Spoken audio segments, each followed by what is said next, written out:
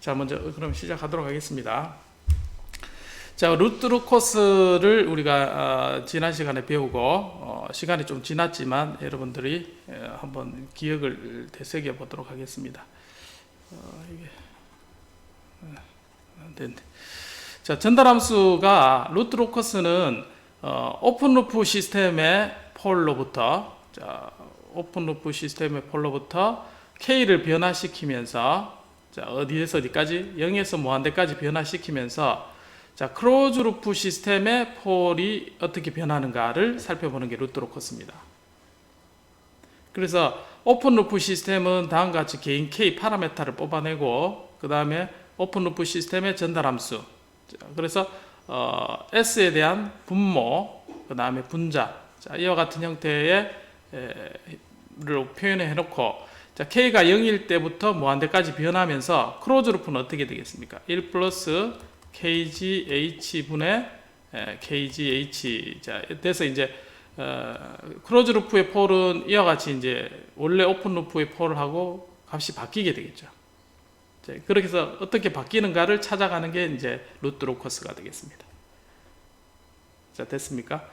자, 그래서 매트랩을 이용해서 여러분들이 이제 S는 전달함수의 S라고 정의를 해주고 시스템을 전달함수 형태대로 S로 그냥 표현해주면 R 로커스 하면 이제 우리가 루트 로커스를 충분히 이제 그릴 수가 있다고 했습니다.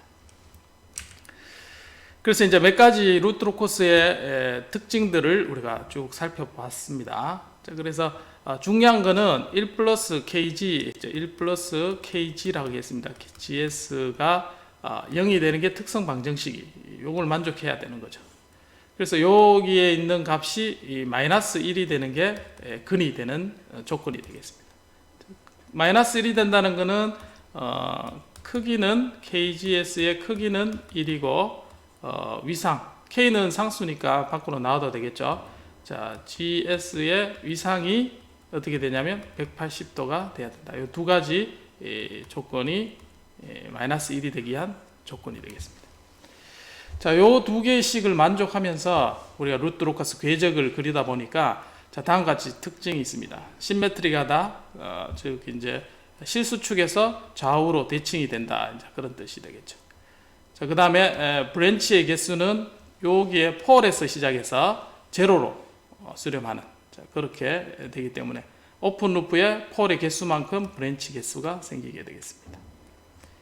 자, 그리고 처음 시작하는 과 끝부분은 폴에서 시작해서 제로로 수렴한다. 그렇게 했습니다.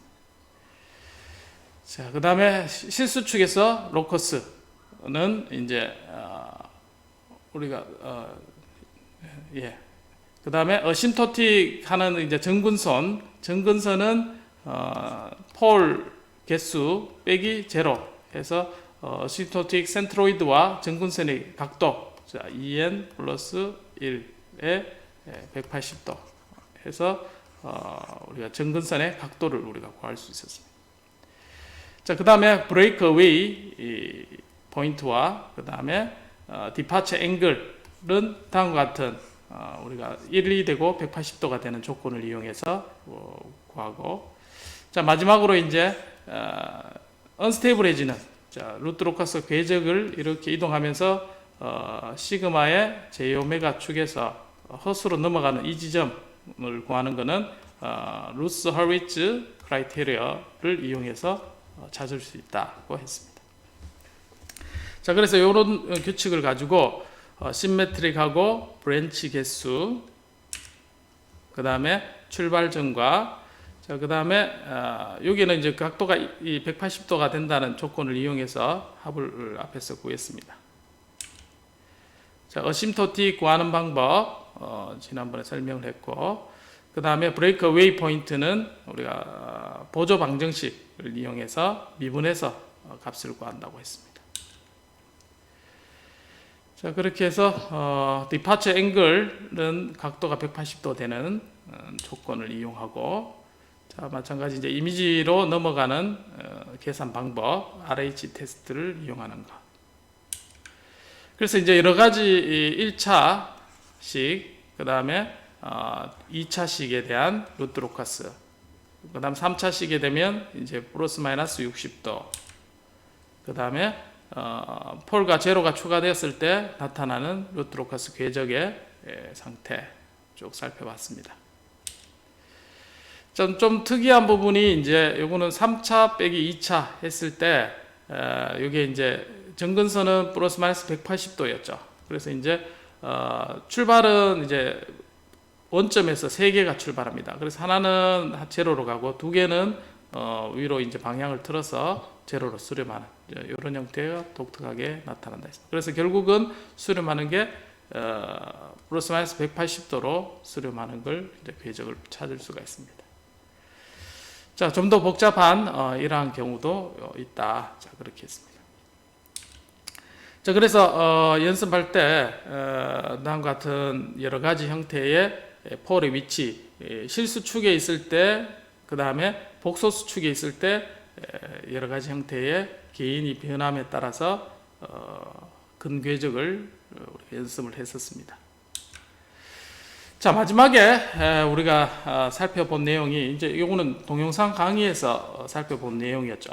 자, 이거는 뭐 하는 장치냐면 우리가 보통 전자저울을 하면 우리가 물건을 올려놓으면 바로 이제 디지털로 무게가 이제 지금은 나오죠. 근데 이제 과거에 이게 수평을 이용해서 이제 자동으로 저울을 재는 그런 장치입니다. 그래서 W 지점에 물건을 올려놓으면 이제 모터가 여기에 있는 쇳덩이 무게 재는 놈을 쭉 이동을 시킵니다. 그래서 천칭을 수평을 이루도록 그렇게 만들어 줍니다. 그래서 이제 얘 무게가 지금 얼마만큼 이동했으니까 무게를 측정할 수 있도록 그렇게 하는 자동 저울 장치, 기계식이죠. 기계식 저울 장치라고 하면 되겠습니다. 그래서 이제 이게 빨리 왔다가 되돌아올 수 있도록 댐퍼라는 장치도 설치를 하고, 그래서 이제 모델을 구해 보면 지금 이제 모터에 대한 부분하고 그 다음에 각 가속도 해서 2차 미분 방정식, 그 다음에 모터에 해당되는 1차, 그래서 3차 미분 방정식으로 나타나게 됩니다. 그래서 이제 루프를 찾아보면 전달함수가 이제 다음과 같이 나타나는 걸 우리가 최종적으로 이제 얻을 수가 있고, 자, 이렇게 주어졌을 때 이 게인을 조절해서 우리가 피드백 시스템에 원하는 응답 특성을 가지도록 하는 설계가 이제 목적이 되겠습니다. 자, 오픈 루프를 앞에서 살펴본 요 경우가 뭐였냐면 지금 자, 이와 같은 형태가 되겠죠. 자, 13번과 같은 그런 형태입니다. 자, 그래서 이제 폴이 3개입니다. 3개인데 하나 폴이 지금 마이너스 루트 8 루트 3 해서 왼쪽으로 이제 실수축에 떨어져 있습니다. 폴 하나가. 자, 그 다음에 원점에 폴이 2개가 이렇게 있습니다.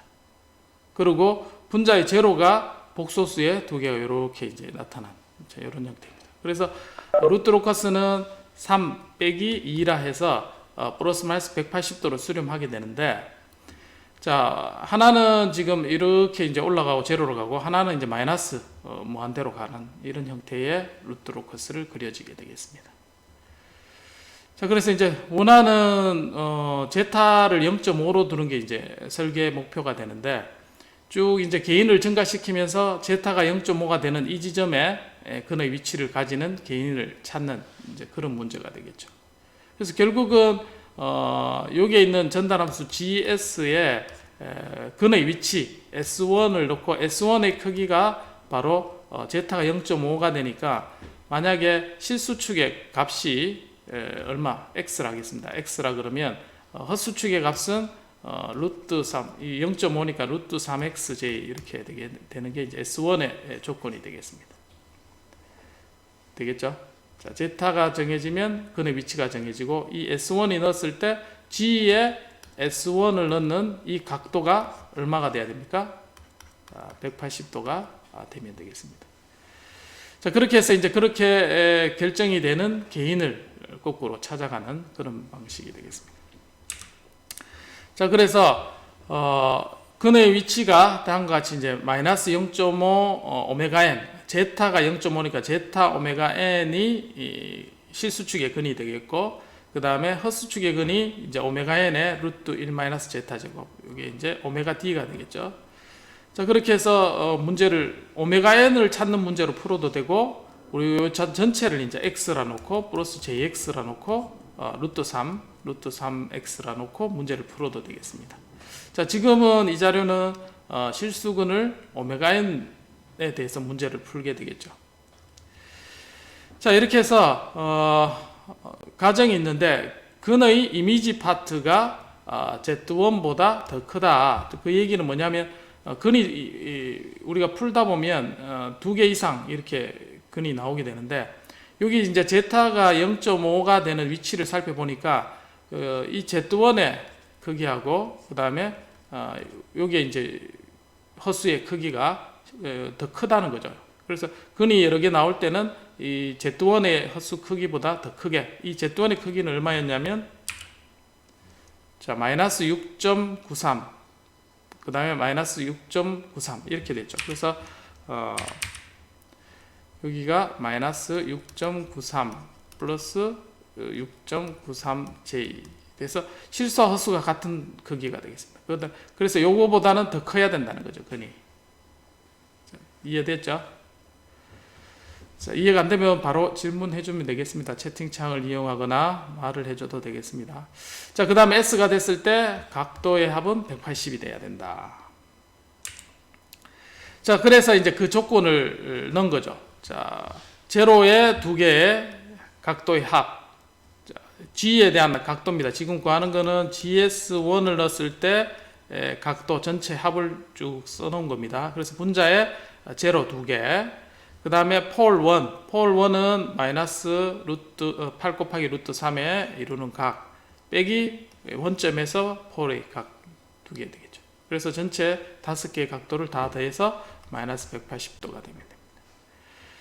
자, 그 제로에 이루는 각을 구하려 보니까 제로가 이루는 각은 여기서 이제 근의 위치하고 이루는 각도가 되겠죠. 그래서 여기 보면 실수 크기분의 그 다음에 허수의 크기. 자, 그래서 자, 실수의 크기는 여기가 이제 마이너스 제타 오메가 n이고, 여기 실수근은 6.93이죠. 그래서 제타 큰 수에서 작은 수를 뺀 거죠. 그래 빼고, 자, 그 다음에 허수축의 값은 이제 마찬가지 6.93에서 뺀 게 허수근의 값이 되겠습니다. 그래서 아크 탄젠트 하면 제로와 이루는 각.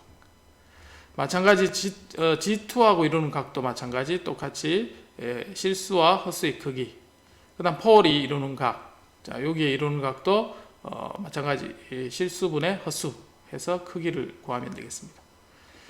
자, 그 다음 P1, P2와 P3에 해당되는 거는, 자, 여기에 이루는 각이 우리가 이제 제타가 0.5니까 이 각도가 이제 60도가 되겠습니다. 자, 제타가 0.5. 그래서 나머지 각은 당연히 120도가 되겠죠. 자, 그래서 물론 이제 근을 넣어봐도 되고 직관적으로 우리가 제타 값이 정해지면 코사인 세타 60도가 되는 걸 알고 그렇게 해서 두 개의 위상을 정하면 되겠습니다. 자, 그래서 우리가 찾는 거는 오메가 n입니다. 제타가 0.5라는 게 정해져 있고, 그래서 다음 세 개의 아크 탄젠트 식을 이용해서, 자, 요거는 라디안 디그리로 돼 있죠. 디그리로 돼 있는데 매트랩을 이용하는 내부 함수의 값은 라디안으로 우리가 식을 해서 찾아주게 됩니다. 그래서 라디안으로 바꾸면 240도 빼기 180도 하면 60도가 나오고, 거기에 라디안은 1.0472가 되겠습니다. 자, 그래서 이제 요 식을 우리는 f 오메가 n이라고 하고, 그래서 이거를 이꼴 0이 되는 오메가 n을 찾으면 됩니다.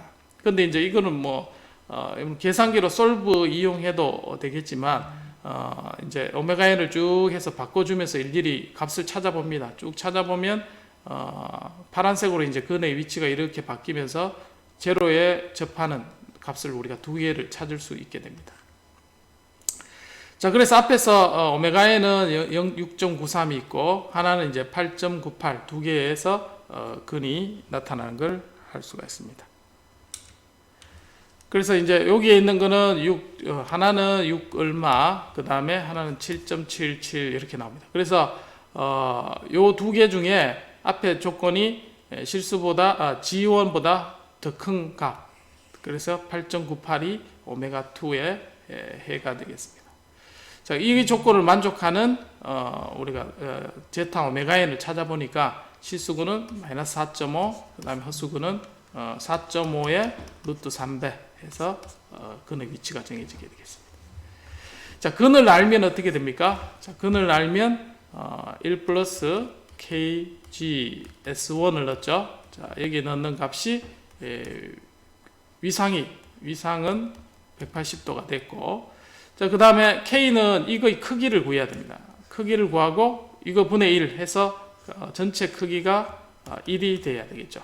전체 크기가 위상은 180을 맞췄으니까. 그래서 이제 개인 k를 우리가 찾을 수가 있게 됩니다. 자, 그래서 이제 요거는 앞에서 이제 FG를 우리가 해서 만족하는 것을 쭉 찾는 과정을 코드로 이제 직접 구해 본 겁니다. 그래서 이제 우리가 근의 위치를 찾을 수가 있고, 자, 그 다음 오늘 이제 강의 자료에는 요거보다 좀 더 쉽게 찾는 방법을 설명을 해놨습니다. 요거는 이제 책에 나오는 그런 형태로 근의 위치를 찾은 겁니다. 자, 또 다른 방법으로 여러분들이 매트랩을 쓸 수 있는 상황이 되었다. 자, 그렇게 되면 어떻게 찾는가 한번 보겠습니다. 자, 매트랩에서 이제 전달함수를 우리가 먼저 찾죠. 다시 전달함수를 여기 있네. 전달함수를 보면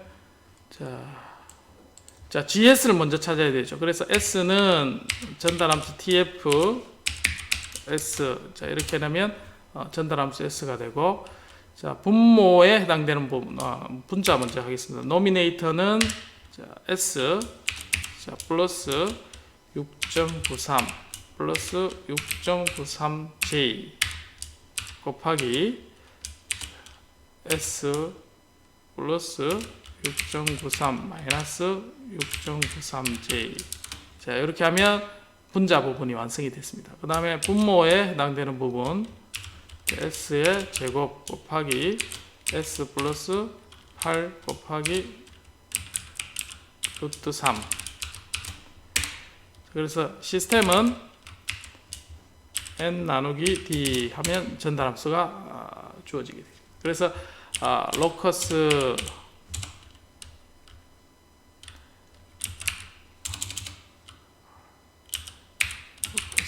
해서 시스템 하면 다시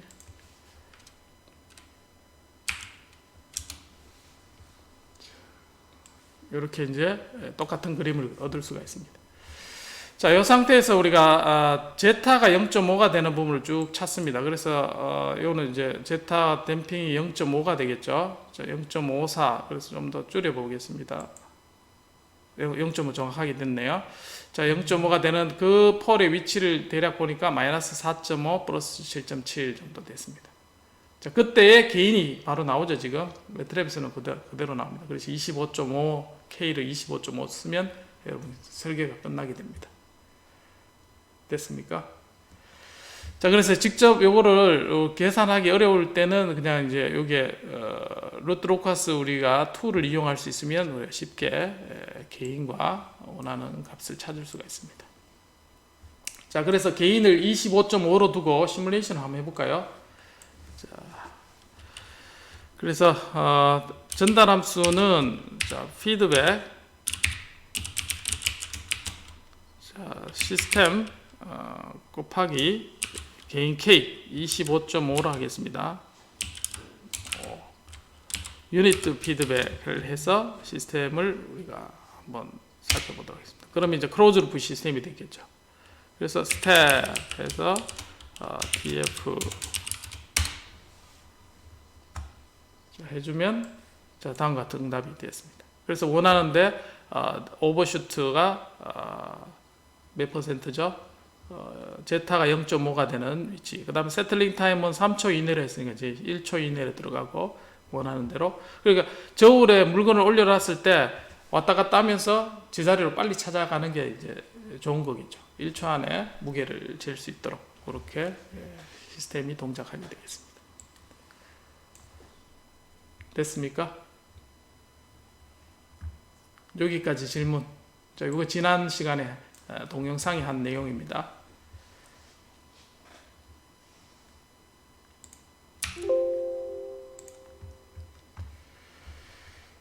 자, 그 다음에 오늘 내용 한번 보겠습니다.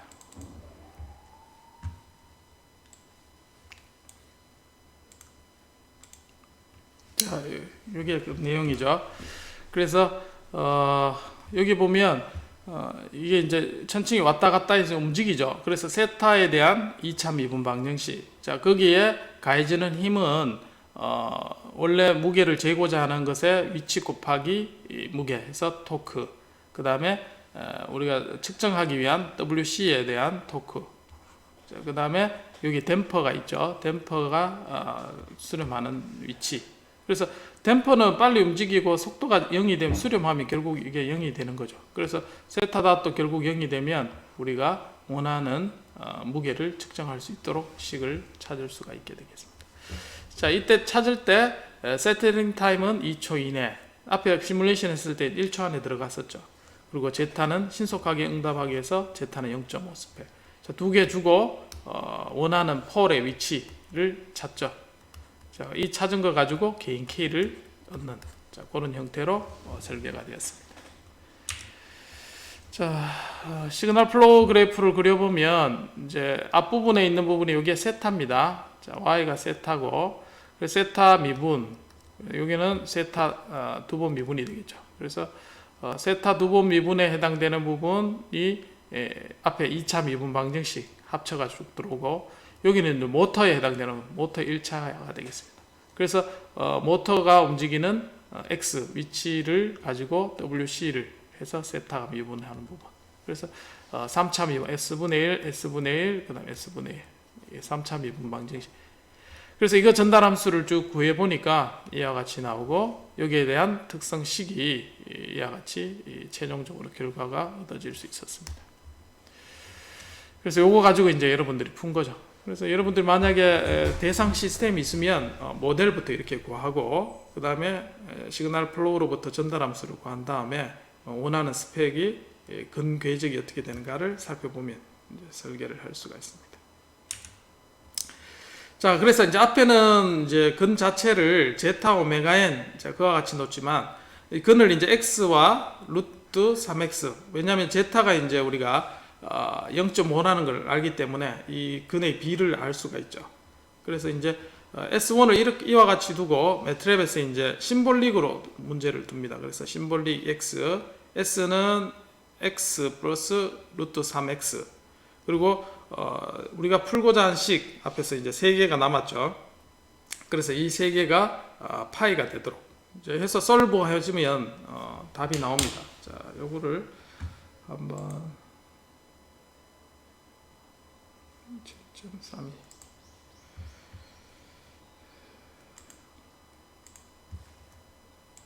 매트랩에서 한번 해볼게요. 자, 여러분도 지금 매트랩이 있으면 그대로 해서 이제 밑에 타이핑된 부분을 긁어 붙여 놓으면 알아서 구해줍니다. 그래서 x를 찾아주죠. 마이너스 4.48이라고 찾아줍니다. 그래서 x가 4.48, 대략 4.5죠. 그래서 마이너스 4.5 루트 3 곱하기 4.5 해서 근을 찾아주게 되겠습니다. 자, 이렇게 하는 게 훨씬 앞에 것보다는 간단하죠. 간단하게 우리가 찾을 수가 있다. 그래서 근 궤적을 살펴보면 원점에 2개, 그 다음에 폴이 마이너스 8 루트 3, 그 다음에 최종적으로 근이 도착하는 거는 아래 위로 제로 2개로 해서 근 궤적이 이동하는데 원하는 제타 값을 만족하도록 근의 위치만 찾아주면 개인도 결정이 되겠습니다. 자, 됐나요?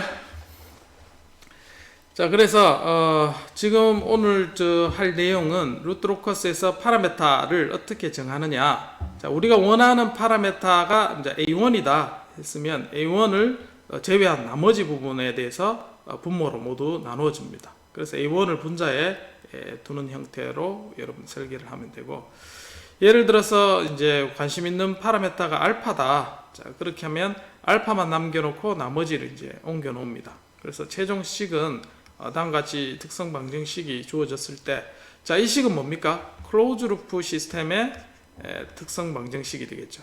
클로즈 루프 시스템의 특성 방정식. 그래서 알파만 남겨놓은 거, 나머지를 나눠주면 다음과 같은 형태의 식을 가지고 우리가 루트 로커스를 찾으면 됩니다.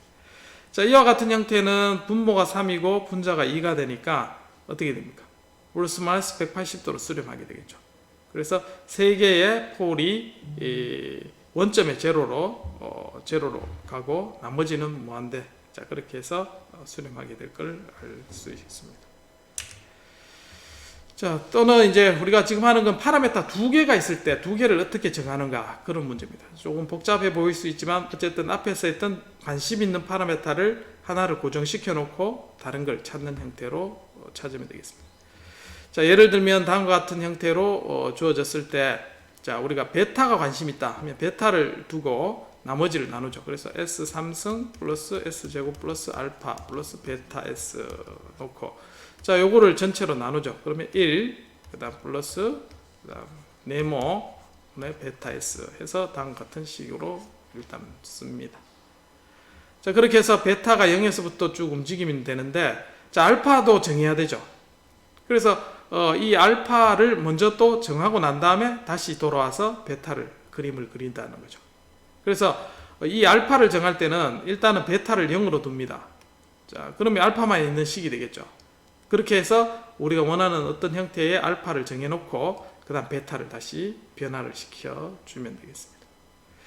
자, 그래서 베타를 0으로 놓고 알파를 먼저 해서 정해 보니까, 자, 이 식은 분모의 3차, 즉 근궤적이 플러스 마이너스 60도 이와 같이 움직이는 걸 알 수가 있습니다. 자, 그래서 우반평면으로 넘어가죠. 근이 알파를 변화시키면 우반평면으로 근이 넘어갑니다. 자, 그러면 근이 정해지고 여기서부터 출발을 하는 거죠. 자, 폴의 위치가 여기서부터 출발을 합니다. 얘는. 자, 그 다음에 제로로 가죠. 자, 그래서 베타를 증가시키면 얘가 이런 형태로 다시 이동하게 되는 꼴을 가지게 되겠습니다. 그래서 알파는 충분히 우리가 원하는 궤도 위에, 만약에 알파가 작게 움직이면 어떻게 되겠습니까? 여기서 이렇게 움직이게 되겠죠. 그래서 원하는 위치가 이 위에 어떤 근의 위치를 가지려고 하면 알파를 충분히 이제 이쪽으로 오른쪽으로 뺀 다음에 베타를 움직이는 이런 형태로 두 번 우리가 파라메타를 정하면 되겠습니다. 자, 그래서 이제 알파가 움직일 때 이렇게 이제 개인이 증가할 때 어떤 위치가 정해지겠죠. 그래서 알파1의 위치가 정해지고 난 다음에 다시 베타를 이렇게 이동시키면 되겠습니다. 자, 베타는 왜 이렇게 이동할까요? 자, 앞에서 보면 3차 빼기 1차죠. 3차 빼기 1차는 그 플러스 마이너스 90도로 간다는 거죠. 그래서 수직선에 수렴하는 형태로 이렇게 이제 근의 위치가 움직이게 되기 때문에 우리가 베타를 충분해서 원하는 위치로 근궤적을 찾아갈 수 있게 되겠습니다. 자, 그래서 알파를 먼저 충분히 이렇게 뽑아내서 어느 정도 위치를 보내고 난 다음에 그 궤적에서부터 출발해서 베타를 변화시켜서 우리가 원하는 대로 근의 위치를 정하면 되겠다는 거죠. 자, 예를 들어서 한번 보도록 하겠습니다. 지금 다음과 같은 시스템이 주어져 있고 이제 루프가 두 개가 있습니다. 이거부터 먼저 풀어야 되죠. 자, 그래서 안에 인너 루프에 해당되는 전달 함수가 있을 거고, 그 다음에 여기에 이제 유닛 피드백을 이루고 있습니다. 그래서 요거부터 먼저 풀고, 자, 어쨌든 얘가 이제 유닛 램프 입력입니다. 램프 입력이란 거는 시간에 대해서, 자, 유닛 UT가 이렇게 증가한다는 거죠. 자, 증가하는데 이 에러가 35% 이내에 들어가도록 해주라는 겁니다. 자, 그 다음에 제타는 0.707보다 크게 해달라. 그러면 이제 실수 S1의 근의 위치는 X와 플러스 얘가 이제 JX 이렇게 형태로 근의 위치가 가져가게 되겠죠. 크로즈 루프에. 그다음 세틀링 타임은 3초 이내에 되도록 K1, K2를 선정하는 게 이제 목적이 되겠습니다.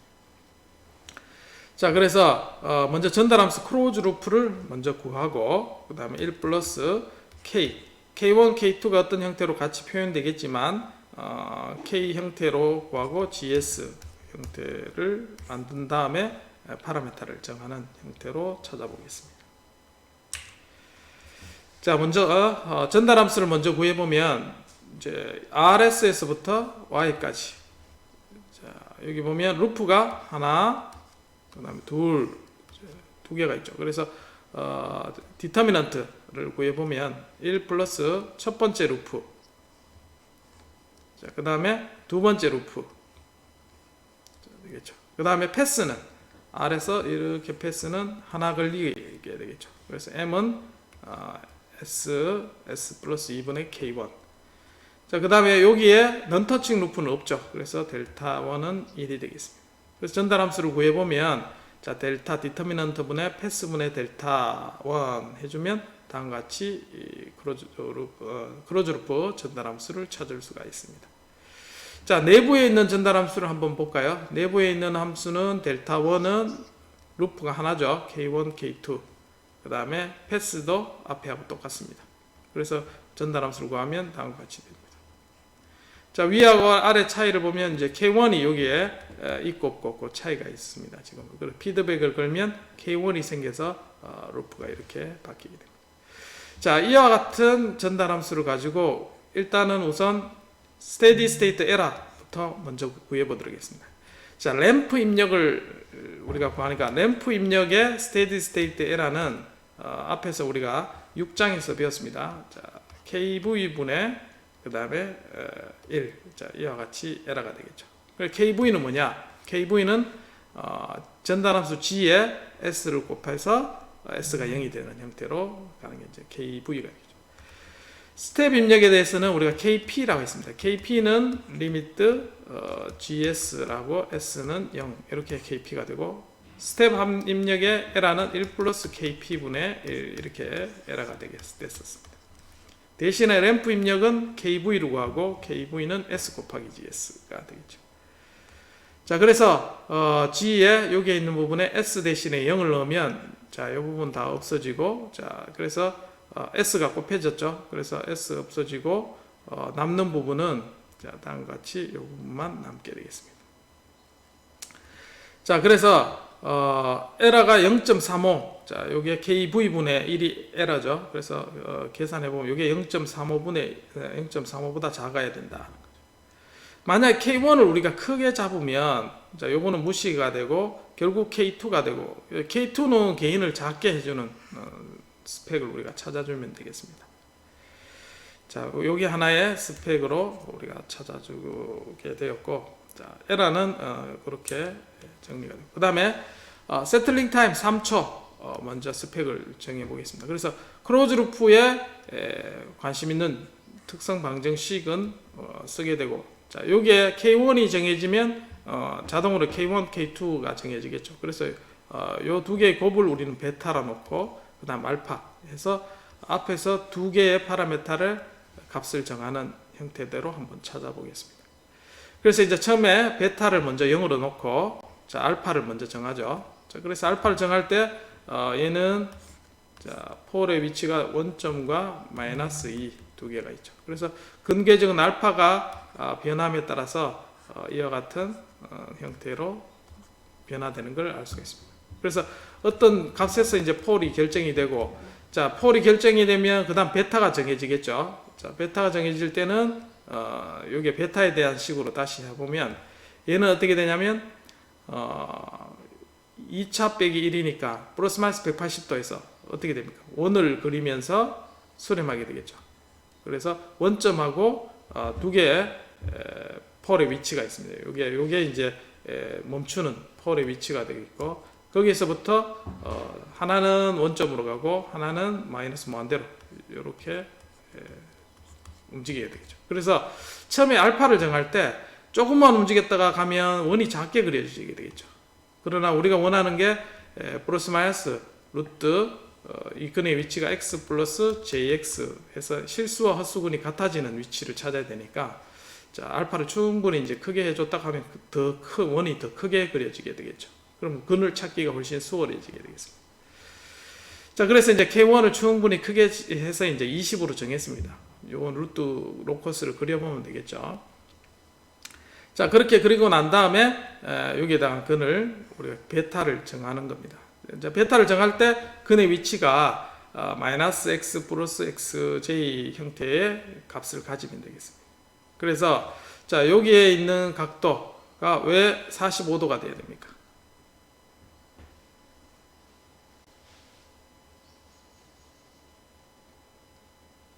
자, 여기에 있는 게 왜 45도가 돼야 되나요? 마이너스 45도.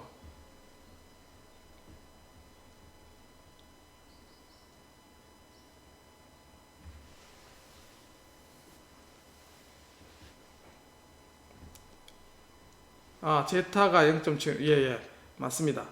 제타가 0.707이기 때문에, 자, 근의 위치를 넣었을 때, 제로의 위치가 요 근이죠. 근은 여기 이제 근이 되는데, 요 각도가 이제 45도죠, 지금. 왜냐하면 실수값 x하고 허수값 x, 자, 두 개가 근의 같이 같아지게 되겠죠, 크기가. 그러니까 이제 요 각은 45도가 되고, 그래서 이제 원점과 폴이 이루는 각도는 45도가 되면 되겠습니다.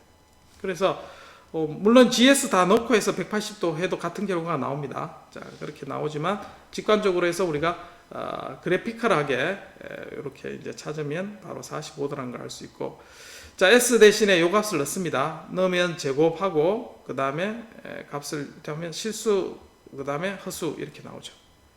그래서 요 값이 45도라는 것은 분모분의 분자 크기가 탄젠트 45도는 마이너스 1이죠. 그래서 이게 마이너스 1이 되는, 그래서 이 식을 풀면 2차 방정식을 풀게 됩니다.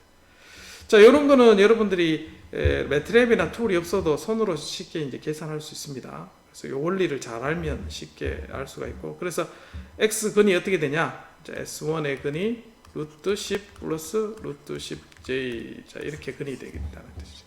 자, 그렇게 되기 위해서 이 값을 S1을 대입을 하면 자, 베타 값이 결정이 됩니다.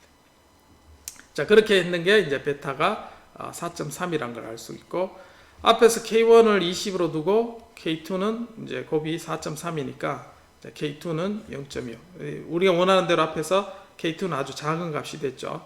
자, 작은 값이 되고, 그래서 이제 루트 10은 마이너스 3.15 플러스 3.15. 자, 그래서 점검해 보면 자, 에러는 31.5%, 그 다음에 세틀링 타임은 1.27. 자, 해서 3초보다 줄어들고 스펙을 만족하게 되겠습니다. 자, 여기서 잘 모르겠다 하시는 분 질문을 해주시기 바랍니다. 마이크 있는 사람은 마이크를 써도 됩니다.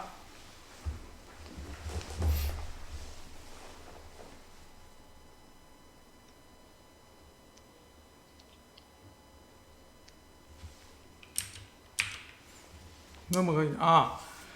2분의 y를 왜 구해주는지. 2분의 몇 페이지입니까? 2분의 y가 뭐죠?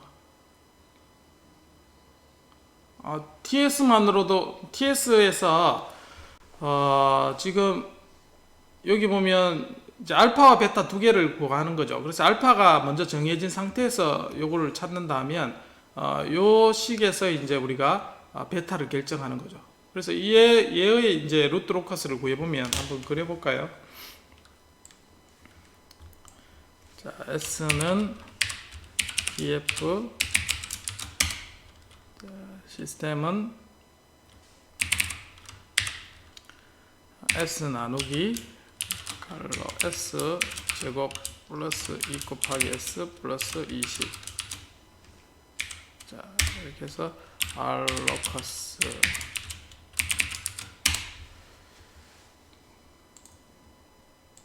자, 이렇게 되죠. 그래서 근의 위치가 얘의 근의 위치에서 쭉 줄어들죠. 그래서 내가 원하는 근의 위치가 이렇게 뭐 찍으면 어떻게 되냐면 제타가 0. 요 실수하고 헛수근하고 같아지는 부분이죠. 그래서 쭉 이동해 보면 실수근이 좀 더 커져야 되죠. 그래서 3. 얼마였나? 루트 10이니까 더 커졌죠. 실수가 대략 비슷해졌죠. 지금 0.7 나왔고, 그때 이제 개인을 찾아주면 되는 형태로 해서 결정이 되죠. 그래서 왜 이제 45도냐? 이게 이제 이렇게 하면 계산이 훨씬 쉽죠. 여기 전체를 가지고 180도 해도 되지만, 자 여기서 보면 여기 근의 위치하고 그 다음에 여기에 있는 근의 위치가 45도가 된다는 거죠. 지금. 그래서 요게 이제 원점하고 위치가 되겠죠. 그래서 원래 우리 디자이어드 루트가 0.7이기 때문에 45도라는 걸 우리가 알 수 있게 되겠습니다. 그래서 여기 이제 손으로 풀기에는 더 간단하죠. 지금. 그래서 이제 그렇게 표현을 한 겁니다. 자, 2분의 y라는 게 어디에 있는 거죠? 2분의 y. 2분의 y 문성재 2분의 y가 어디 있지? 9장? 9페이지. 2분의 y. 여기에 있는 부분, 두 번째 전달함수. 자, 요거는, 요게 이제 일반적으로 피드백 시스템은 이제 GS 곱하기 K 해서, 유니트 피드백, 이런 형태로 해서 구하죠. 그래서, 일반적인 형태의 전달함수를 찾아보기 위해서 요거는 지금 복잡하게 생겼으니까 심플하게 만들어 주려고 여기에 표현한 겁니다. 예. 네. 또 다른 질문. 마이크 써도 됩니다. 질문 없나요? 넘어갈까요?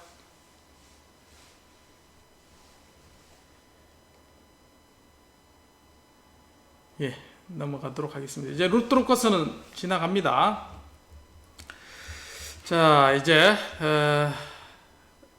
센시티비티에 대해서 한번 살펴보도록 하겠습니다. 이 센시티비티는 원래 정의된 게 개인 K의 변화에 대해서 전달함수가 어떻게 바뀌는가를 우리가 살펴보는 게 센시티비티 되겠죠. 그래서 앞에서는 우리가 센시티비티를 여러 가지 측면에서 이제 정의를 했는데 로그를 취해서 K의 변화에 대해서 전달함수의 변화, 자, 그게 이제 센시티비티입니다. 그래서 우리가 루트 로커스는 개인 K를 변화시키죠. 0에서부터 무한대까지 이렇게 변화시키니까 거기에 대해서 근의 위치가 바뀌게 되죠. 그렇게 해서 전달함수가 변하는데 이 센시티비티가 어떻게 바뀌는가를 좀 살펴봐야지 개인 K 결정하는데 도움이 됩니다. 우리가 마음대로 이제 정하는 게 아니라 이 센시티비티도 고려를 좀 해주자는 거죠.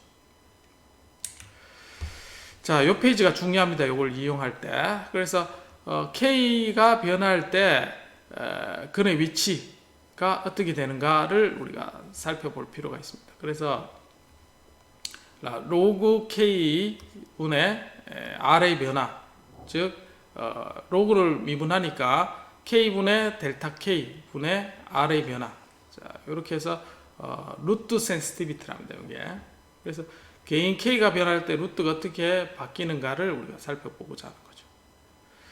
자, 일단 여기서 이제 우리가 전체 크로즈 루프 시스템의 그는 이제 루트가 다음과 같이 n개가 있고 그 다음에 K가 이제 여기서 바뀌는 그런 형태가 되겠습니다.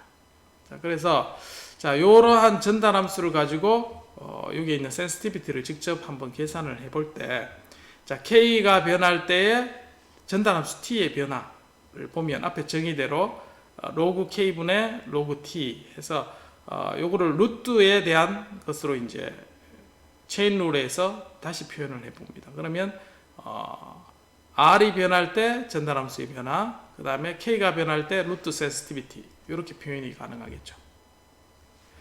자, 그래서 자, 로그 T라는 거는 여기서 보면 개인 K도 있고 제로도 있고 루트도 있죠. 자, 그래서 T의 로그를 취해서 하면은 K1, 그 다음에 제로, 그 다음에 루트, 이와 같이 첫 번째 항이 이와 같이 정리가 됩니다. 자, 그 다음에 루트 센시티비티는 보면 루트에 해당되는 부분, 자, 그 다음에 뭐가 남냐면 이게 이제 로그 t가 되겠죠. 로그 t에서 루트가 어디 있냐면 여기 향해만 있죠. 나머지는 근이 없습니다. 그래서 여기에 대해서 미분을 해줍니다. 자, 로그 k에 대해서 미분을 해주고, 그러면은 얘는 어떻게 되냐면 분모가 이렇게 튀어나오게 되겠죠. 로그니까. 자, 위에 있는 식을 그대로 이제 식을 정리하면 다음과 같이 k1에 대한 k의 변화, 자, 그 다음에 루트에 대한 변화, 자, 이와 같이 됩니다. 자, 여기 있는 센시티비티를 쭉 풀어준 겁니다. 실제 있는 식에서. 자, 그래서 이제 여기에 있는 부분은 루트 센시티비티고, 자, 그래서 자, 시스템의 센시티비티는 어떻게 되냐면, 자, S가 근이 되는, 자, 마이너스 R1이 되는 위치에 대해서 이 값이 어떻게 되냐면 무한대가 되어버리죠. 그래서 센시티비티가 엄청나게 불안정해진다는 뜻입니다. 근의 위치에서. 그래서 개인이 이 루트 전달함수의 근의 위치에 있는 개인을 쓰면 센시티비티가 루트 센시티비티가 인피니티로 가게 된다. 자, 실제로 요 얘기가 뭐냐면, 자, 우리가 구하고자 하는 것은 이제 k가 변할 때 시스템의 전달함수의 센시티비티가 주는 게 목표가 되겠죠. 주는 게 좋습니다. 자, 그래서 계산해 보니까 전달함수 t의 근의 위치에 개인을 두면 안 좋다는 거죠. 자, 그 얘기가 뭐냐. 자, 이게 특성 방정식이라고 했습니다. Characteristic Equation. 자, Characteristic Equation이 이와 같이 됐을 때, 자, K에 대해서 정리를 한번 해봅니다. 우리가 정해야 될 건 K니까. 자, K에 대해서 쭉 정리를 해보면 이와 같은 식이 나오고, 자, K를 S에 대해서 미분을 한번 해봅니다. 자, 해보면 다음과 같이 식이 나옵니다. 자, 그래서 이제 K에 대해서 S가 바뀔 때 요게 이제 0이 되는 지점은 마이너스 0.5입니다. S가 0.5. 자, 그리고 K에 대해서 근의 위치를 한번 루트 센시티비티를 구해봅니다. 그러면 ds 분의 dk. 그래서 앞에서 dk의 나누기 ds는 요거 분모죠. 그래서 마이너스 2s 분의 1이 나옵니다. 그 다음에 k는 뭐였습니까? k는 마이너스 s제곱 분의 1. 그 다음에 s로 나누죠. 자, 요게 센시티비티 정의대로 쓴 겁니다. 자, s분의 k, 그 다음에 s를 k에 대해서 미분한 거. 자, 식을 적어 보니까 여기 센시티비티입니다. k가 바뀔 때 근의 위치 변화에 대해서 얘가 무한대가 되는 지점은 어디냐면 마이너스 0.5입니다. s가 마이너스 0.5.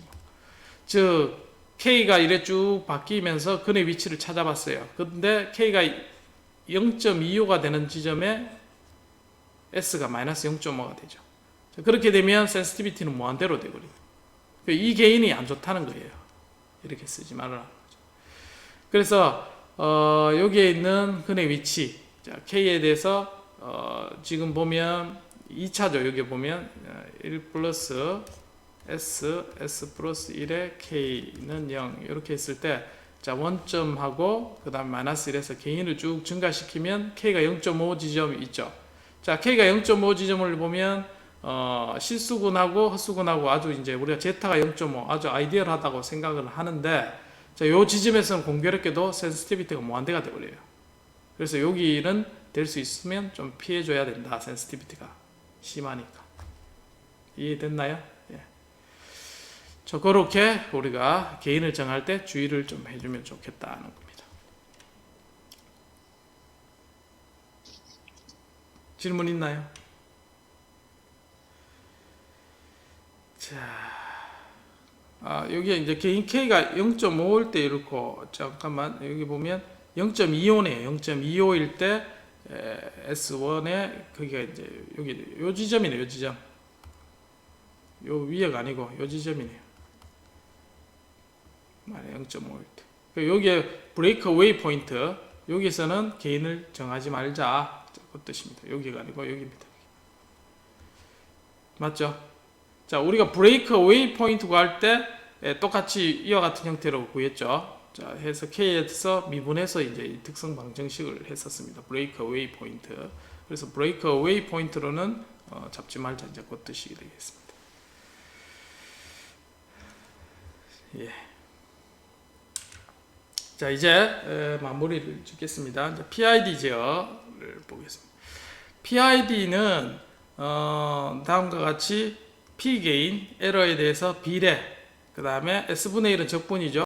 적분, 그 다음에 S는 미분. 그래서 에러에 대해서 3개의 텀을 모두 포함하고 있어서 Proportional, Integration, Derivative에서 PID 제어라고 보고 있습니다. 그래서 지금 현재 여기 쓰는 부분에 많은 90% 정도 이상이 지금 PID 제어로 모두 됩니다. 자, 왜 이게 가능하냐? 일반적으로 우리가 이제 복잡한 시스템이라 하더라도 기본적으로 이제 세컨드 오더 시스템으로 어프로시메이션 된다 했죠. 자, 그럼 2차 시스템이면 자, 우리가 원하는 대로 얘를 이제 원하는 폴의 위치를 정하려면 적분기는 S가 이제 타입 1이 돼서 에러가 0으로 보내는 거죠. 그 다음 미분기는 이제 통분을 하게 되면 이와 같이 됩니다. S분의 K1, K2, K3 해서 통분을 하면 분자에 어떻게 되면 제로가 2개가 생깁니다. 이렇게. 그래서 제로를 추가를 해주면 우리가 폴의 위치를 내가 원하는 대로 이동이 마음대로 갈 수가 있다는 거죠. 그래서 이때 이제 개인이 K1, K2, K3 세 개의 파라메타를 정해주는 게 이제 목적이 되겠습니다. 근데 자 이것도 변수 해주면은 정하기가 어렵겠죠. 그래서 심플하게 할 때 어떻게 정하느냐? 자 여기에 있는 두 개는 자 G2를 원점에 가깝게 둡니다. 대략 원점에 가깝게 둔다는 게 이제 대략 0.1 또는 뭐 0.5 정도 이렇게 준다는 거죠. 자 그러면 얘는 어떻게 되냐면 원점에 가까우면 얘는 서로 상쇄가 됩니다. 대신 상쇄가 되지 않고 이 타입이 남아있기 때문에 에러를 0으로 보낼 수가 있는 역할을 합니다. 이 두 개가 적분기의 역할인 거죠. 자 그 다음에 제로를 추가를 한 게 해줍니다. 그리고 개인을 조정해 주죠. 그래서 우리가 정할 파라메타는 K3와 G1 요거만 디자인해 주면 우리가 원하는 스펙을 만족해 줘. 그래서 제로를 바꿔주는 거는 얘는 뭐냐면 근궤적을 바꿔주는 거예요. 궤적을. 그리고 얘는 에러를 제로로 보내는 거고. 그래서 PID는 근궤적과 에러 둘 다 우리가 스펙을 만족할 수 있도록 만들어줍니다. 자, 그래서 오픈루프 시스템이 다음과 같이 되어 있다고 하겠습니다. 그러면 어떻게 됐나요? 지금 제로가 없죠. 그래서 제어기를 PID 제어기를 쓰면 어떻게 됩니까? 자, S가 하나가 들어가고 그 다음에 제로가 2개가 추가가 되죠. 그래서 제로가 2개가 이렇게 추가가 된 다음에 원래는 어땠습니까? 이렇게 올라갔는 거죠. 이렇게 올라갔는데 얘가 제로가 2개 추가됨으로써 폴이 근궤적이 어떻게 바뀌냐면 여기서 이제 쭉 움직이는 형태로 제로로 수렴하는 형태로 근이 바뀌게 됩니다. 자 이렇게 해서 원하는 스펙이 근궤적이 우리가 원하는 제타나 그 다음에 세틀링 타임이 이 왼쪽으로 가면 갈수록 좋죠. 근데 요거 같은 경우는 이제 여기에 이제 딱 멈춰 있죠. 여기에. 그래서 그의 개인만 해서 물론 이렇게 해서 이제 P만으로도 얘는 됩니다. 근데 문제는 얘는 에러가 0으로 안 갑니다. 램프 입력에 대해서. 그렇죠. 타입이 제로가 되겠죠. 타입 넘버가 제로이기 때문에 에러가 0으로 안 갑니다. 그래서 에러가 0으로 보내기 위해서 적분기를 추가를 해주고 자 그 다음에 제로가 추가되면서 원하는 스펙도 만족하고 에러가 0이 되는 자 그렇게 디자인할 수 있게 됩니다. 자 그래서 세 개를 한번 살펴보겠습니다. 먼저 P게인. 자 P게인은 자 게인을 증가시키면 트랜전트 리스판스가 향상이 되겠죠. 자, 그리고 게인이 크면 클수록 이제 오차가 0으로 가는 자, 그런 장점이 있습니다. 자, 그래서 게인을 증가시켜서 되고 그래서 폴의 위치가 지금 어떻게 되냐면 2개의 근의 위치에서 게인을 증가시키면서 우리가 원하는 스펙으로 만족하도록 그렇게 설계가 가능합니다. 자, 루트 로커스의 기본 포맷이 P게인이 되겠습니다. 그래서 응답 특성을 보면 게인을 점점 증가시키면서 응답 특성은 빨라지죠. 대신 단점이 있습니다. 뭐냐? 오버슈트가 커지죠. 게인이 많이 커지면. 또는 3차 시스템 같은 경우는 개인이 커지면 커질수록 우반 평면으로 넘어갑니다. 그래서 언스테이블해질 수도 있죠. 그래서 지나치게 이득을 높이면 불안정해지는 시스템도 존재한다. 자, 장점은 상승 시간과 정상상태 오차가 줄어드는 장점이 있습니다. 자, 이게 장점이고, 단점은 언스테이블해질 수도 있고 오버슈트가 안 좋아진다. 자, 그래서 이제 그 단점을 보완하기 위해서 적분기를 추가를 해줍니다. 그래서 적분기를 추가해주면 어떤 현상이 일어나느냐? 원점에 폴이 하나 추가가 되고 그 다음에 제로가 생깁니다. 이 제로는 KP를 밖으로 뽑아내면 S 플러스 KP, KI 이렇게 되죠. 그래서 이 제로의 위치는 마이너스 KP분의 KI의 위치에 제로가 하나 생기게 됩니다.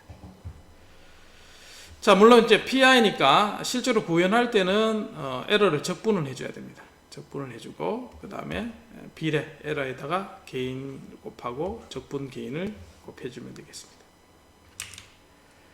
자, 이와 같은 형태의 3차 시스템은 자, 비례 제어를 하면 언스테이블 해줄 수도 있다고 했습니다. 그래서 PI 제어기를 해주는데 자, 적분기의 위치는 어떻게 됐나 했나요? 자, KP의 0.1 그러면 근의 위치가 마이너스 KP분의 KI가 된다 했죠. 그래서 0.1로 해주면 자, S분의 S 플러스 제로 원이 하나 생기는데 이 제로가 이제 0.1이라는 거죠. 근의 위치가. 그래서 0.1이면 마이너스 0.1에서 폴의 제로가 하나 추가가 됐죠. 그러면 세세하게 살펴보면 여기 이 부분인데 자, 여기 폴이 하나 있고 폴이 제로가 하나 생기죠. 마이너스 0.1에. 그래서 여기 그는 제로로 이렇게 가죠. 그래서 언스테이블해지진 않아요. 대신 근궤적을 살펴보면 적분기를 추가하기 전이나 후나 근궤적은 바뀌지 않습니다. 왜냐하면 원점에 폴 하나, 그 다음 제로 하나 추가되고 타입은 증가했으나 에러에 대한 효과는 좋아지고 그 다음에 시스템 응답 특성은 똑같죠. 지금 거의 비슷하게 됩니다. 그래서 PI 제어기는 이와 같은 효과를 가지게 됩니다. 자, 그래서 이제 PI를 해주면 P 제어기만 해주면 요 스테이디 스테이트 에러가 이만큼 있었는데 적분기가 추가되면서 우리가 어떻게 되면 에러가 0으로 완전히 이렇게 가게 되겠습니다. 자, 그다음 PD하고 PI하고 뭐가 다르냐? 자, PI 제어는 정상 상태 오차를 0으로 보내기 위해서 해줍니다. 자, 근궤적에서 과도응답은 영향을 안 줍니다. 자, 그래서 이 근궤적은 안 바뀌고 에러만 0으로 보내는 데 PI 제어기를 씁니다. PI 제어기. 자, 대신에 PD 제어는 어떻게 됩니까? PD 제어는 K에 S 플러스 제로에서 제로가 추가가 되죠. 그래서 근궤적이 왼쪽으로 더 밀어집니다. 왜냐하면 제로가 하나 추가되기 때문에 근이 궤적이 왼쪽으로 더 흡수하는 이런 형태를 가게 되겠죠. 그래서 PI하고 PD는 이렇게 근본적으로 성격이 다르게 되겠습니다. 자, PD 제기를 한번 볼까요? 자, 다음과 같이 S에 KD를 추가를 해줍니다. 자, 그러면 얘는 어떻게 되느냐? KP를 밖으로 뽑아내면 자, 어떻게 되냐면 1 플러스 KD 그 다음에 KP S. 그래서 S의 근은 마이너스 KD분의 KP의 제로가 가져가게 되겠습니다. 자, 그래서 이러한 제로가 추가가 되고 그 다음에 K 개인을 결정을 해주면 PD 제어기가. 그래서 PI 제어는 설계하기가 쉽지만 PD 제어는 설계하기가 조금 까다롭습니다. 그래서 자, 오버슈트 트랜전트 리스판스를 변화시키기 위해서 PD 제어기를 쓰는데 자, 여기서 보면 3분의 1 트랜전트 리스 세틀링 타임을 3분의 1로 줄이고 오버슈트를 16%로 하라 이제 있습니다. 그래서 원래 있는 개인 GS의 개인을 증가시키면 루트 로커스가 이렇게 파란색으로 움직이겠죠. 그렇게 하면서 제타의 위치가 자, 개인을 증가시키면서 16% 이하니까 제타가 0.5 되는 부분을 한번 봅니다. 그래서 제타가 이제 0.5 되는 부분 그러면 실수 x와 루트 3x 이렇게 되겠죠. 자, 자, 그렇게 되는 위치를 쭉 찾아보니까 앞에서 찾았는 게 이와 같이 됐다 하겠습니다. 자, 이렇게 했는데 세틀링 타임을 우리가 여기 3분의 1로 줄이고 싶다는 거죠. 그러면 어떻게 되냐면 얘를 근의 위치를 이렇게 해서 제타는 변하지 않고 요 위치가 실수근의 크기가 마이너스 1.25에서 3분의 1, 3배 돼야 되는 거죠. 세틀링 타임 3배 되는 위치가 3.615가 되겠습니다. 그래서 요 위치로 이동하고 싶은데 지금 있는 대로 개인 K만 변화시키면 이쪽은 못 가죠. 그래서 어떻게 했느냐, 제로를 한 개 추가를 해주려는 거죠. 그래서 제로를 어디에 추가했는지 모르겠지만 얘를 어떻게 두냐면 개인 K를 두고 S 플러스 G라 해두고 G를 다시 변화를 시켜줍니다. 그래서 자, desired 폴의 위치는 이렇게 먼저 찾아냈습니다. S1을 찾아냈고, 자, 이걸 만족하는 여기다가 근을 넣습니다. GS가 이제 GS 프라임이죠. 프라임이 S 플러스 4, S 플러스 6 분의 S 플러스 G. 자, 이렇게.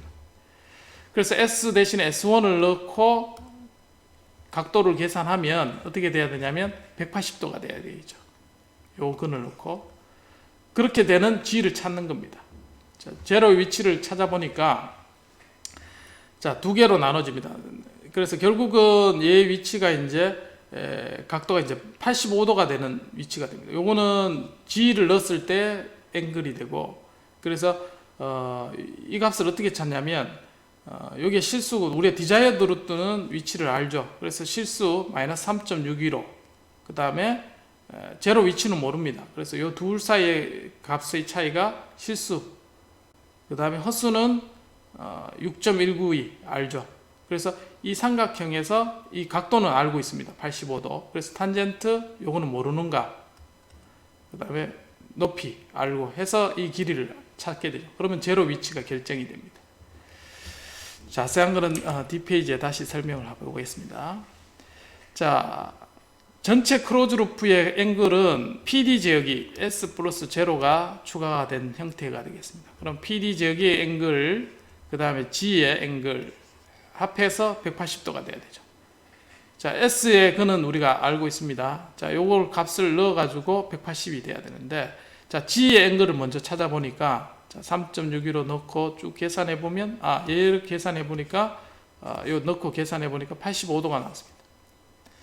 그럼 PD 제어기의 앵글을 우리가 X라 하고, 그 다음 G는 85도죠. 그럼 180 빼기 85도 하면 X 값이 나옵니다. 즉 180 빼기 X 하면 얘가 85도인데, 자, 그 얘기는 뭐냐면 이게 우리가 근의 위치죠.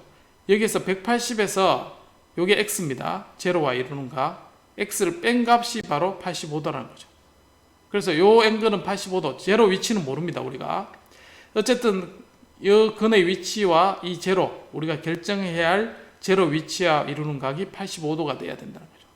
즉 여기에 실수값은 3.615, 제로는 모르고 X. 그래서 3.615 빼기 제로, 그러니까 X의 거리가 되겠습니다. 자, 그 다음 높이는 6.192 해서 탄젠트 85도 해서 요 식을 풀면은 우리가 제로가 찾아지게 되죠. 그래서 찾아주면은 이제 제로가 3.07이라는 게 나와요. 즉, 자, 여기에 실수급 값이 이제 우리가 마이너스 3.615였죠. 615. 그 다음에 빼기 제로, 더하기 제로 했는 값이 우리가 실수값 여기에 찾아진 거죠. 그래서 요 값이 3.07이 되면 85도가 결정이 돼요. 자, 이런 형태로 원래 앞에 있던 형태대로 우리가 찾으려면 우리가 솔브 이용해서 풀어야 되지만 기하학적으로 이렇게 풀면 훨씬 쉽게 이제 우리가 제로의 위치를 찾을 수가 있게 됩니다.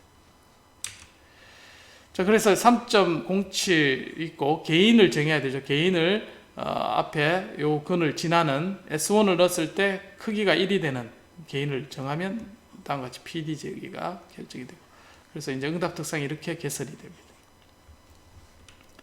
그때 개인이 이제 47.5가 되겠네요. 자, 그래서 이제는 3개 다 합해 보겠습니다. 3개 다 P, PI, PD 제어기 해서 파라미터 3개를 결정하는데 요거를 각각 따로 하느냐? 그렇게 안 한다는 거죠. 자, 어떻게 하느냐? S 플러스 G1은 PI 지역에서 대략 요거는 0.1에서 0.5 정도. 자, 그 다음에 하나는 S 플러스 G2 해서 K. 요거는 PD 지역에서 정합니다. 그래서 PI에서 먼저 정하면 값이 정해지고, 그 다음에 G2 제로 위치, 그 다음 K 정하면 이런 타입으로 바꿀 수 있고, 자, 그렇게 해서 KD, KP, KI를 결정합니다. 됐나요? 자, 그래서 문제가 주어져 있습니다. 이와 같은 형태의 피크 타임은 3분의 2. 자, 피크 타임의 3분의 2가 되라는 것은 자, 원래 있는 시스템의 피크 타임은 뭐에 비례하나요? 피크 타임은 오메가 n에 반비례합니다. 오메가 n에 피크 타임 PP는. 자, 그래서 오메가 n은 근의 위치에서 루트 로커스에서 여기에서 반지름의 길이가 우리가 오메가 n이었죠. 그래서 원래 있던 근이 있으면 그 근의 피크 타임은 반비례하니까 2분의 3, 1.5배 가라는 거죠. 1.5배. 근의 위치가 원래 있는데 1.5배로 보내라는 거예요. 그리고 20% 오버슈트. 그러면 제타는 대략 이제 0.5 되면 20% 이내가 되겠죠. 그래서 0.5 정도 주고, 그 다음에 스테디 스테이트 에러는 0으로. 그럼 제로가 없죠. 그래서 무조건 적분기를 써야 됩니다. 그래서 PID 지역기를 써야 된다는 거죠. 그래서 먼저 순서는 S에 S 플러스 제로 위치, 그 다음에 S 플러스 G2, 자, 요거를 결정하는데, 그 다음에 K, PD 지역이. PD 지역이 정하는 방법은 제로가 하나 추가되죠. 자, 이 제로 위치를 결정하게 될 겁니다. 자, 원래는 마이너스 8에 제로가 있습니다. 제로가 있고, 근 궤적을 쭉 해서 구해보면, 이렇게 이제 개인 K만 증가시키면, 내가 원하는 제타의 위치가 이제 근이 정해지게 됩니다. 그리고 요거에 2분의 3배 해주면 이쪽으로 끌어당기게 되겠죠. 그래서 이쪽으로 더 끌어당겨지는 PD 제어기를 설계를 해주면 되겠죠.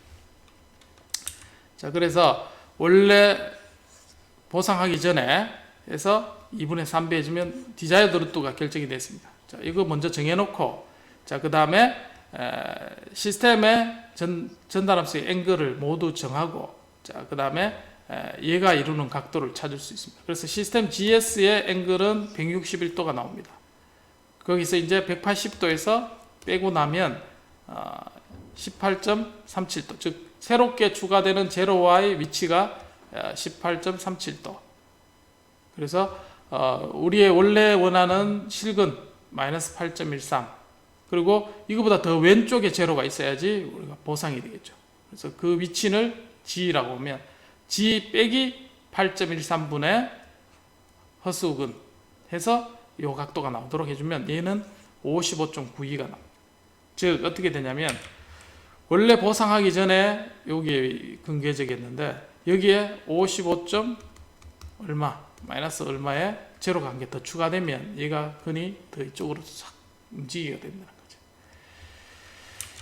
그렇게 해서 근궤적을 그려보면, 자, 이와 같이 되죠. 그래서 요 근이 이렇게 해서 이제 마이너스 55.9가 생김으로써 궤적이 이만큼 움직이게 되고, 그 다음에 적분기를 추가하더라도 여기는 PD 지역이만 먼저 이렇게 설계가 됩니다. 그리고 적분기를 다음과 같이 추가를 해주죠. 그렇게 해주더라도 근궤적은 크게 안 바뀝니다. 그러나 세세하게 근의 위치가 조금은 바뀌죠. 이 영향 때문에. 그래서 그 튜닝을 해준 게 이와 같이 바뀌게 됩니다. 자, 그래서 PID를 해주면 보상하기 전에는 까만색으로 됐지만 PD를 해주면서 응답 특성이 좋아지고, 적분기를 해주면서 에러가 0으로 최종적으로 가는, 자, 그런 형태가 됩니다. 그래서 적분기 추가한 부분, 그 다음에 제로가 추가된 부분, 그래서 그 해적을 지나는 개인을 결정해주면 PID. 그래서 이 식을 풀면은 PID가 되겠습니다. 자, 조금 복잡했지만 다음 시간에 시뮬레이션을 직접 해보면서 이 부분을 설명을 하도록 하겠습니다.